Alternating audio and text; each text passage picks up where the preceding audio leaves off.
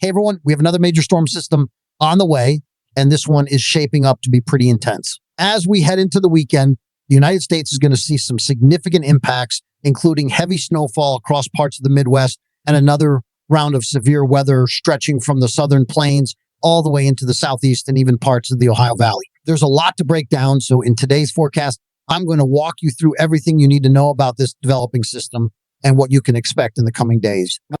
Now, before we jump into what's ahead, let's take a quick look at what's happening across the country right now compared to the past 24 to 48 hours. Things have calmed down quite a bit, which is a much needed break considering what we just went through. It's a powerful storm system just swept across the Midwest and the Ohio Valley, leaving behind a trail of severe weather, including multiple tornadoes that touched down from Illinois all the way into western Ohio. Fortunately, that system has moved on, and for at least the next couple of days, the severe weather threat in those areas will be minimal.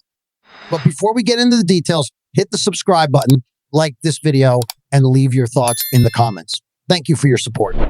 But the impacts of that last storm weren't just limited to severe weather. In addition to tornadoes and damaging winds, it also brought a full-blown blizzard across parts of the central United States. Kansas, Nebraska, Iowa, and Wisconsin were hit especially hard with heavy snowfall and dangerously high winds, making travel nearly impossible. Hundreds of vehicles were stranded overnight on highways as whiteout conditions took over, leaving drivers stuck in deep snow with no way to move forward. If you're in one of those areas, let me know in the comments how much snow you ended up getting, because some spots saw an absolutely incredible amount of accumulation overnight. Even this morning, some lingering snowfall is pushing through Illinois, and that's going to continue moving east into Indiana and Ohio throughout the day. It's crazy to think that just a day ago, these same areas were dealing with tornadoes and severe thunderstorms, and now they're seeing snowfall. In some places, it really does feel like we're experiencing all four seasons in the span of 24 hours.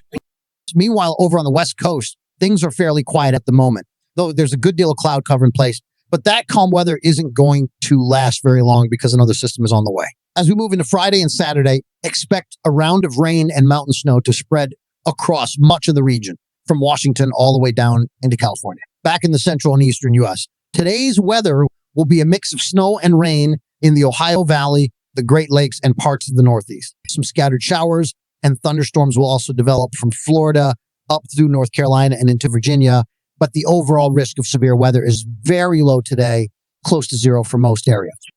If you're in Ohio or the Appalachian Mountains, especially in northern Georgia, you might get a rare chance to see some snowflakes later tonight. This could very well be the last snowfall you'll see until next winter. So if you want to catch a glimpse, keep an eye on the sky. Moving into the overnight hours, some heavier snow will push into northern New England, but it's going to be quick moving. So we're not expecting anything in the way of major accumulation. By Friday afternoon, that system will be well on its way out, but right on its heels, another small disturbance will be making its way across Canada, bringing a little bit of rain and snow to parts of the Great Lakes and the Northeast heading into Saturday. The big story, though, is what's coming later in the weekend. We're tracking another significant storm system that's going to impact the U.S., but this one is shaping up to be different from the last two storms that we've dealt with over the past week. Just last weekend, we saw that massive tornado outbreak on Friday and Saturday, followed by another intense storm that slammed the Midwest yesterday. Now we're gearing up for yet another system, and I want to break down exactly what we can expect. Right now, the jet stream has a pretty deep dip over the eastern part of the country, associated with a large low-pressure system that's still bringing some rain and snow. But this system is weakening as it continues moving east, which is why we're not seeing any major severe weather threats or heavy snowfall with it today. As we head into Friday night and Saturday, another small system will move across Canada, bringing some light snow and rain to Michigan and the Northeast. But the real focus is going to be on what develops late Saturday into Sunday. This next storm system is positioned much farther north in the upper levels of the atmosphere, and that's a key factor in how this will all play out. For those of you in the upper Midwest, get ready for more snowfall on Sunday, but the severe weather threat is going to be different from what we've seen recently. The strongest upper level winds are positioned farther north this time, which means the severe weather risk is going to be concentrated more in Texas, Alabama, and Tennessee. Unlike last week's tornado outbreak, this setup looks to be more of a hail and wind event, though we can't completely rule out a few tornadoes.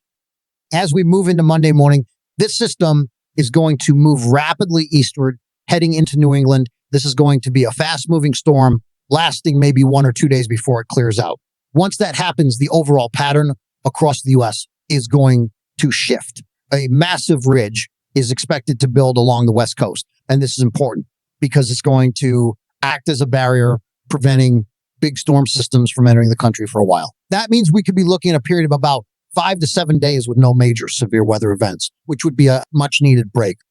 Of course, things could always change, but right now it looks like the last part of March might actually be quieter than what we've seen so far. That's definitely good news, especially as we head into April when severe weather season really starts ramping up.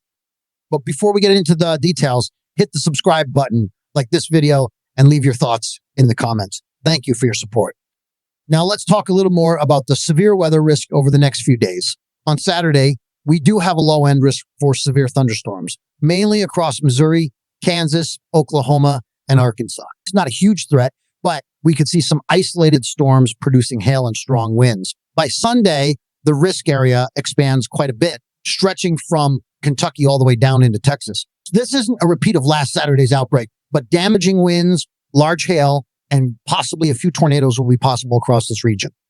Looking at precipitation for this period, we actually see an increase in activity, particularly in the west, north central U.S., and especially in the Ohio Valley, mid-Atlantic, and northeast. So while we started with a quieter period, it looks like storm activity will ramp back up toward the end of March and into early April.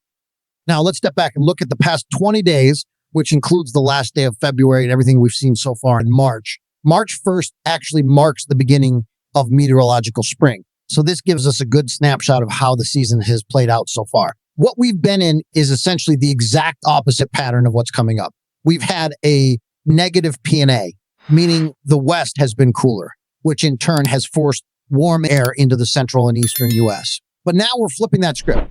Instead of widespread above average temperatures, we're heading toward a stretch of below normal temperatures for many areas. In most places, that's going to be a 5 to 10 degree drop on most days, a pretty significant switch up.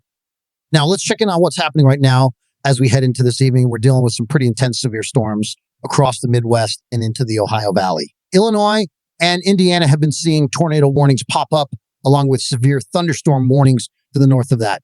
Meanwhile, our low pressure system is sitting over northern Illinois, bringing snowfall to Nebraska, Kansas, Iowa, Minnesota, Wisconsin, and the Upper Peninsula of Michigan. That thunderstorm corridor is exactly where we expected it to be, right in the enhanced risk area, which, just as a reminder, is a level 3 out of 5 severe weather risk, pretty elevated.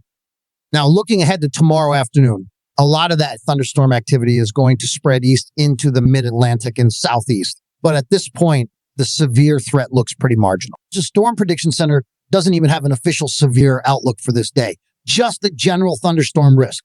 That said, we should still keep an eye on it because even in general thunderstorm risk areas, we can sometimes see some isolated severe storms develop. Now, fast forwarding a bit, let's talk about Friday and in the weekend. The Northwest is going to continue to see storminess with snowfall and rainfall moving in. By Saturday, that snow spreads into the northern Rockies, while the mid-Atlantic and Northeast are still dealing with showers, both rain and snow, depending on elevation. Then as we get into Sunday, March 23rd, we see a stronger low-pressure system forming in the upper Midwest. This one could bring some snow to the far north, but I think the bigger concern here will be thunderstorms. Areas like Texas, Oklahoma, Arkansas, Mississippi, Tennessee, and Louisiana could be looking at some severe weather potential.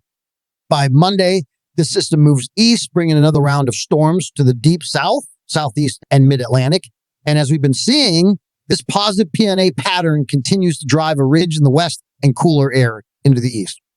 Now, looking even further ahead, by late March into early April, we could be looking at a pretty major pattern reset. Some of the long-range models are showing a significant storm developing around March 30th, with the potential for a severe weather outbreak in parts of the southern plains and Midwest. If this setup holds, we could see supercells, strong winds, and possibly even tornadoes in areas like Texas, Oklahoma, and Kansas. But as always with long-range forecasts, we'll need to monitor this closely because things can shift. Before we wrap up, let's check the latest from the Storm Prediction Center. For today, we've got that enhanced risk across parts of Illinois and Indiana, with a broader slight risk stretching across the Midwest and Ohio Valley. Tomorrow and the next few days look quieter, but by Sunday, March 23rd, that 15 severe weather risk over Texas, Louisiana, Arkansas, and Mississippi is definitely something to watch. That's going to wrap things up for today. If you enjoyed the video, be sure to hit that like button leave a comment down below, and subscribe if you haven't already. Don't forget to turn on notifications so you never miss an update. Thanks for watching, and I'll see you guys in the next one.